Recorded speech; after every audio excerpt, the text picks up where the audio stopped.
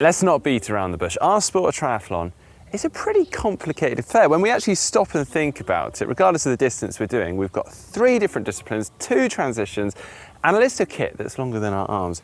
It is a lot to think about. Yeah, it is. And as a result, mistakes will happen, whether you're a beginner or a seasoned pro. So the best way to deal with it is be prepared. That's why we are going to be covering all of the common mistakes, so hopefully you won't make them too.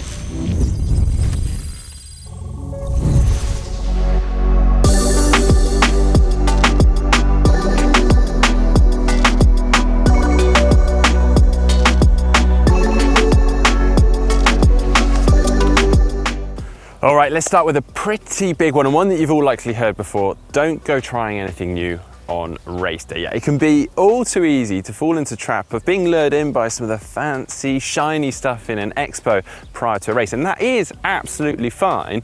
Just don't go trying that new stuff for the very first time in the actual race. Yeah, it is so tempting, isn't it? If you see some really cool looking tri-suit and you're like, yeah, I want to wear that tomorrow, buy it, you get halfway through your long distance race and you will seriously regret it when it starts to chafe. So yeah, make sure you've got plenty of time to get used to any new kit you do get. And the more technical the piece of kit on the whole, the longer you need to make sure it's practiced and worn in. And the same goes for your race day nutrition. Hopefully before the race, you will have tried out and worked exactly what it is that you like the taste of and what your stomach can deal with. Don't go picking up a new flavour or a different gel or trying a bar just because you've seen a great advert in the expo. It's not worth it. Take it home, try it out in training.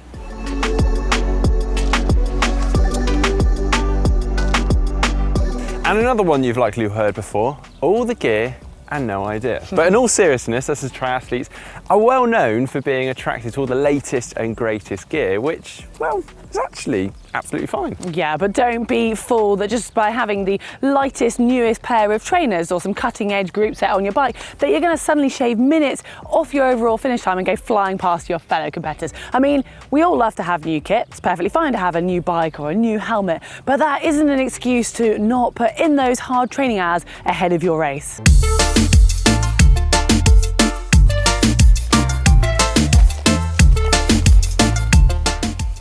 Now, even the most calm and unflustered athletes can find themselves getting a little bit stressed on race morning. You've got a huge amount to remember. There's the adrenaline of the race.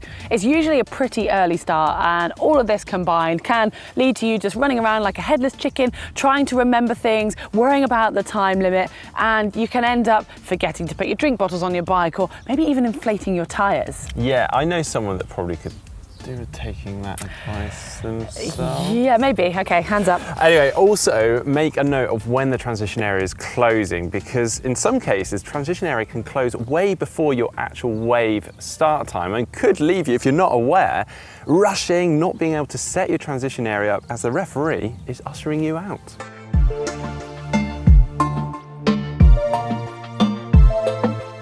Talking of transitions, it is really easy to dismiss T1 and T2 as just some sort of extra thing that doesn't need any attention. If you spend all this time practicing your swimming, your cycling and your running, well, it's a waste to neglect your transition training, because you could save a lot of free time by just doing a little bit of work in this area. Yeah, absolutely. And some simple habits you can get into in your own training that can help significantly are things like every time you use your wetsuit, whipping it off as if it was race day really quickly, getting used to the action of pulling those arms out quickly, and that can really help. Same goes for your helmet.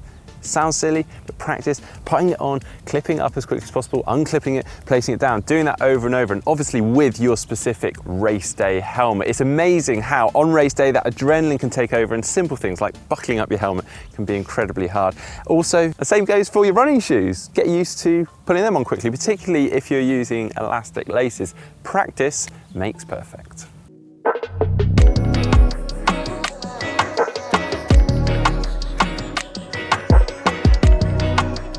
All right then, who has ever taken the wrong turning in a race or got lost altogether? Yeah, knowing the course is really important. In fact, I go as far as saying it's fundamental. However, you can be excused for thinking, well, I could just follow other athletes out there. There's going to be marshals, there's going to be signposts. However, On race day, with those adrenalines flowing, it can be all too easy to suddenly just take the wrong turning. Oh, it is easy to do, but it is worth spending a bit of time ahead of your race to make sure that doesn't happen. So for the swim, study the course, know which direction you're going in, know how many laps. That's a mistake that some people make. And also which colour buoys it is you have to have on which side. Transition, we've talked about quite a lot today, but it is worth spending time to walk through the transition so you know the entry and the exit points, and also you know where your bike is racked, because when it gets to a big event, it can be really hard to find your bike amongst loads of others that look really similar.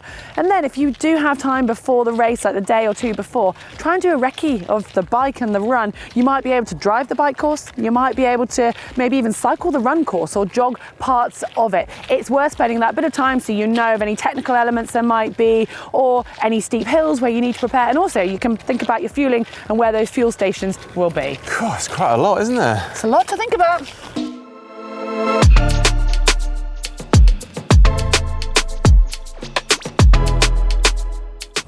And then there's pace. Oh, pace. I should probably be listening to this Yeah, one. very true. Now, no matter what your level of fitness or your pre-race goals are, each and every one of you has a pace that you can sustain for your duration of race. So stick to that.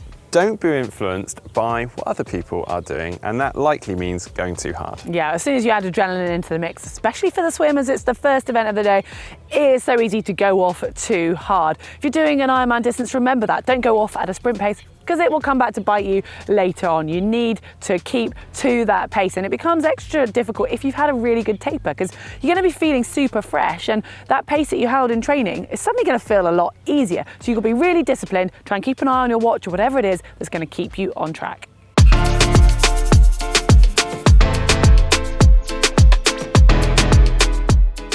Throwing your race day nutrition plan out of the window, or not even having one in the first place, is a recipe for disaster. Whether you're trying new food and hydration, well, that could end up making you feel sick, or you're forgetting it altogether and you're not having enough, it can equally end in tears. Yeah, so it goes without saying, practice that race day nutrition and get used to what you plan to take. Are you going to be using solely gels? Are you going to have a mix of gels and solids? Are you going to have a carbohydrate drink, electrolytes? There's so much to think about, so make sure you practice that in your training prior to the race. Get used to that. And also, if you plan to pick up anything on race day, on course, practice using that too.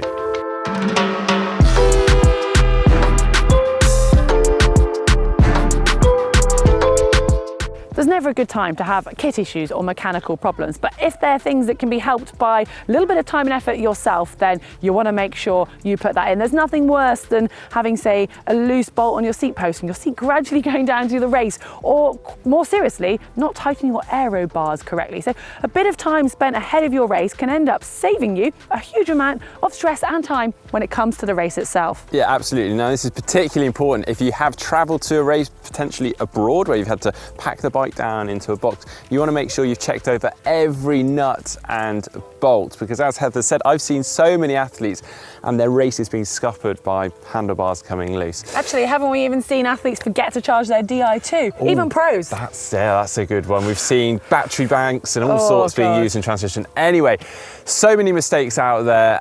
Make sure that you don't make them. If you've enjoyed today's video, please do give it a thumbs up, give it a like. Don't forget to give us a follow over on social media and give us a subscribe just down below.